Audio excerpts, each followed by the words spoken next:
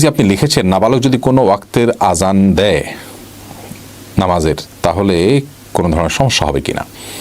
আজান যদি কোনো নাবালক কিশোর দেয় এবং তিনি যদি সালাতের ওয়াক্ত কখন শুরু হয় শেষ হয় এটা পরখ করবার মতো এতটুকু আপনার তার যদি বোধশক্তি থাকে এবং এতটুকু সেন্স থাকে, এতটুকু ম্যাচিউরিটি যদি তার থাকে, তাহলে সেক্ষেত্রে অর্থাৎ সে মোটামুটি বুঝে, ভালো মন্দ বুঝে, একেবারে ছোট শিশু নয় বরং এমন কিশোর যে আপনার সালাতের ওয়াক্ত আগে পরে সেগুলো বোঝা এবং ভালো মন্দ পরখ করতে পারা, অর্থাৎ যেটাকে বলা যায় যে বালেগ হওয়ার কাছাকাছি।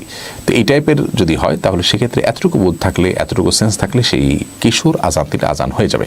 এবং এ বিষয়ে একজন সাহাবী বর্ণনা করেছেন যে তিনি আজান দিয়েছেন এমত অবস্থায় যে তিনি তখনও প্রাপ্তবয়স্ক হননি, কিশোর ছিলেন। এই হাদিস থেকে প্রমাণ গ্রহণ করে আমরা বলতে পারি যে কিশোর যদি আজান দেয় সে আজান বিশুদ্ধ হয়ে যাবে যদি তার ভিতরে এতটুকু সেন্স থাকে যে সে ওয়াক্ত শুরু হয় কখন শেষ হয় কখন বুঝে এবং মোটামুটি একজন কিশোর হিসাবে তিনি ভালো মন্দ পরখ করতে পারেন, তার মধ্যে সেন্স থাকে যথেষ্ট।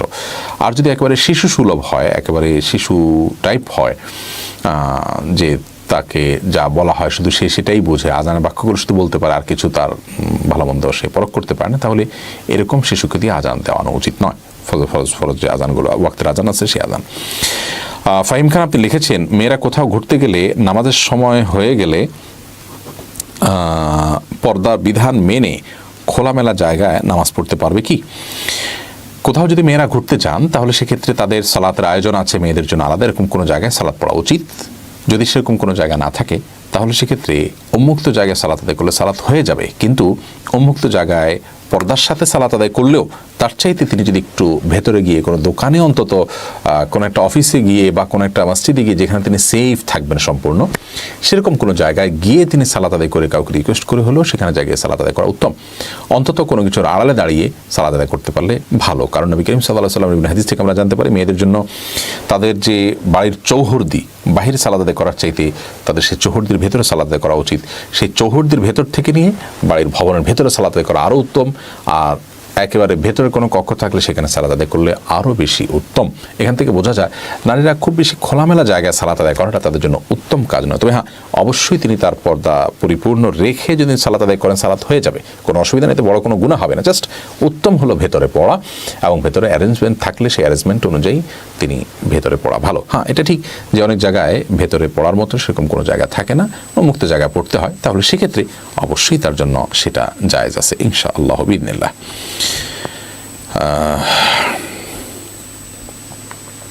এরপরে যে প্রশ্ন আমি দেখতে পাচ্ছি তা হলো মেহেরুন সরওয়ার বর্ষা আপনি লিখেছেন জন্মদিন অথবা বিবাহ বার্ষিকী উপলক্ষে স্বামী স্ত্রীকে বা স্ত্রী স্বামীকে যদি কোনো উপহার দেয় সেটা কি জায়েজ হবে নাকি গুনাহ হবে?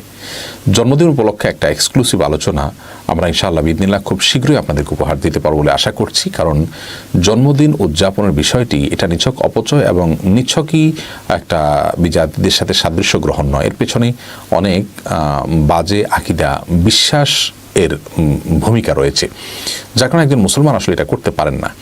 অতএব জন্মদিন উপলক্ষে কোনো ধরনের আনুষ্ঠানিকতা সেটা নিছক আপনার কি বলে এটাকে, নিছক আপনার পারস্পরিক সৌজন্যতার অংশ হিসাবে করা উচিত নয়। এই সমস্ত বিষয়ের যে গভীর আছে, যে গোড়া আছে, সেই জায়গায় যদি আমরা যেতে পারি এবং সেই দৃষ্টিতে যদি আমরা দেখতে পারি তাহলে আমাদের আসলে এইটাকে উদযাপন করার মতো রুচি আর থাকবে না। এই জন্য আমরা ওইভাবে জিনিসটাকে দেখার চেষ্টা করবো ইনশাআল্লাহ বিইذনিল্লাহ। এটা বিভিন্ন আপনার কি বলে মুশরিকদের শিরকপূর্ণ বিশ্বাস এবং অনেক পুরাতন শিরকপূর্ণ বিশ্বাসের জায়গা থেকে এটি এসেছে এবং শয়তান থেকে এটি এসেছে অনেকটা, এবং এই বিষয়ে বেশ অথেন্টিক অনেকগুলো তথ্য আমাদের কাছে আছে, ইনশাআল্লাহ যথাসময় আমরা শেয়ার করব।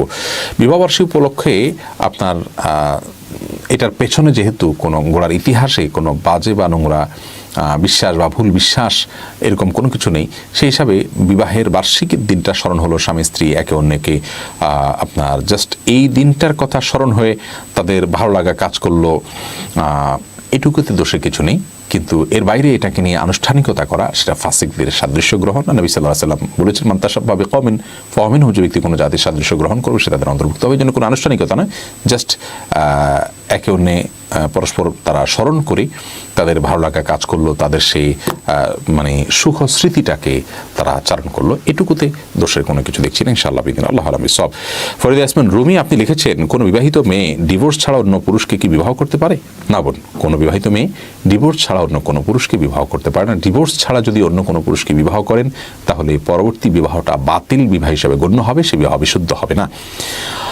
এবং আমাদের সমাজে আজকাল আল্লাহ মাফ করুক অহরহ এরকম ঘটনা ঘটছে যে আপনার প্রথম স্বামীর সাথে ডিভোর্স হওয়া ছাড়াই তিনি চলে যাচ্ছেন, অনেক সময় তিনি ডিভোর্স দিয়ে চলে যাচ্ছেন, তিনি ডিভোর্স আদৌ দিতে পারেন কিনা এবং তিনি ডিভোর্স নিজের প্রতি নিজে গ্রহণ করলে সেটা শরিয়া সিদ্ধ পদ্ধতিতে হলো কিনা, সেই বিষয়গুলোকে অনেক সময় দেখার মতো প্রয়োজনীয়তা পর্যন্ত আমরা অনুভব করি না। আল্লাহ তাআলা আমাদেরকে হেফাজত করুন।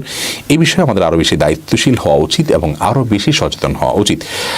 যতক্ষণ পর্যন্ত আপনি অন্যত্র কোনো স্বামীর সাথে আপনার বিবাহ বন্ধনে আবদ্ধ আছেন ততক্ষণ পর্যন্ত আপনার জন্য অন্য কোথাও বিবাহ বন্ধনে আবদ্ধ হওয়া জায়েজ নয় এবং সেটি স্পষ্টত হারাম, এবং যে করেছে সেও গুনাহগার হিসাবে বিবেচিত হবে এবং পরের বিবাহটা সম্পূর্ণ বাতিল গণ্য হবে, প্রথম জনের স্ত্রী হিসাবে গণ্য হবে যত মতো ডিভোর্স না হয়।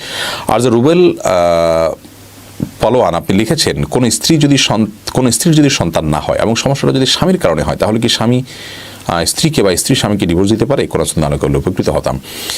একজন স্বামী তিনি বিয়ে করবেন, একজন মেয়ে মানুষ তিনি বিবাহ বন্ধনে আবদ্ধ হবেন, উদ্দেশ্য হবে যে তাদের মাধ্যমে আল্লাহর বান্দা দুনিয়াতে আসবে, তাদের বংশধর বিস্তার হবে, এই উদ্দেশ্যে বিবাহের একটা সুস্থ শুদ্ধ এবং সঠিক যথাযথ উদ্দেশ্য। অতএব উদ্দেশ্য যদি ব্যাহত হয় কোনো কারণে তাহলে সেক্ষেত্রে অবশ্যই বিচ্ছেদের অধিকার রাখেন। স্বামী তার স্ত্রীর যদি শারীরিক কারণে আপনার সন্তান না হয় এটি নিশ্চিত হতে পারেন, মেডিকেল টেস্টের মাধ্যমে চেকআপের মাধ্যমে নিশ্চিত হতে পারেন, তাহলে সেক্ষেত্রে তিনি অন্য আরেকটি বিয়ে করার এখতিয়ার রাখেন। আবার এই স্ত্রীকে তিনি না রাখারও এখতিয়ার রাখেন, কিন্তু না রাখাটা এটা অমানবিক এবং অনৈতিক শরীয়তের দৃষ্টিকোণ থেকে এটা প্রশংসনীয় কোনো কাজ নয়, বরং নিন্দনীয় কাজ। কারণ স্ত্রী এটা শুধুমাত্র সন্তানের জন্যই যে হয় তা নয়, তাছাড়া তার জন্য তো বিকল্প আছে, তিনি অন্য বিয়ে করতে পারেন। হ্যাঁ, কোনো স্ত্রী তার বিয়ে হয়েছে কোনো স্বামীর সঙ্গে, সে স্বামীর শারীরিক অক্ষমতা বা অপারগতা যদি থাকে যার কারণে সন্তান হওয়ার সম্ভাবনা না থাকে, তাহলে সেক্ষেত্রে তিনি অবশ্যই আদালতের মাধ্যমে যথাযথ কর্তৃপক্ষের মাধ্যমে কিংবা তালাকের যে অর্পিত তালাকের পাওয়ার আছে যদি তার নেওয়া থাকে তাহলে সেক্ষেত্রে তার ভিত্তিতে তিনি ডিভোর্সের পথ গ্রহণ করতে পারেন। কিন্তু একজন স্বামীর জন্য ডিভোর্সের বিকল্প যেহেতু আছে এখানে, তাহলে সরাসরি ডিভোর্সের দিকে যাওয়াটা তার জন্য অনৈতিক যেহেতু হবে না, সেজন্য যদি তালাক দেন তাহলে সেক্ষেত্রে শরীয়ত তাকে হারাম বা নিষিদ্ধ ঘোষণা করার সুযোগ রাখে না। তবে যতটুকু সম্ভব তিনি সমন্বয় করার চেষ্টা করা উচিত, কারণ তালাক এটা হলো সর্বশেষ অস্ত্র এবং নিরুপায় ব্যক্তির জন্য এই পদ্ধতি ইসলাম রেখেছে যে বিবাহকে বিচ্ছেদ করা হবে। কিন্তু তালাক পর্যন্ত বিবাহের বিচ্ছেদের এই পদ্ধতি বা প্রক্রিয়াকে ইসলাম কোনো ভালোভাবে দেখে না।